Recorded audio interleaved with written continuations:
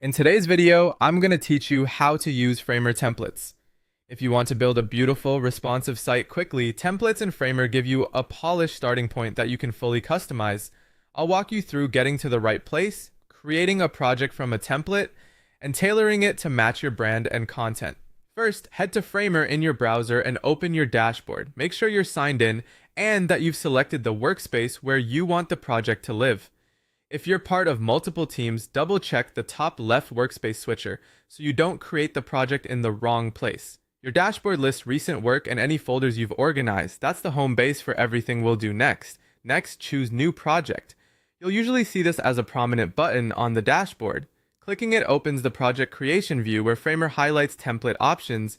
This is also a good moment to name your project so it's easy to find later. Don't worry, names and settings can be changed at any time.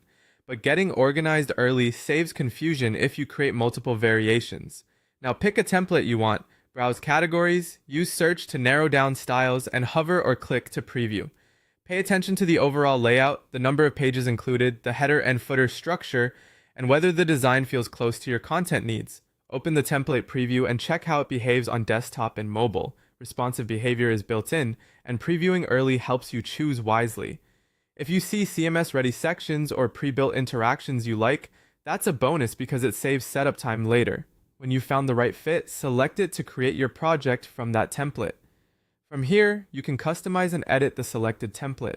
Replace placeholder text with your own copy and swap images by dragging in assets or using the built-in media picker. Update global styles, colors, typography, and spacing, so the entire site reflects your brand with just a few changes. Edit navigation labels, adjust the footer, and rename pages for clarity. If a section isn't needed, delete it. If you need more, duplicate and rearrange blocks to suit your flow.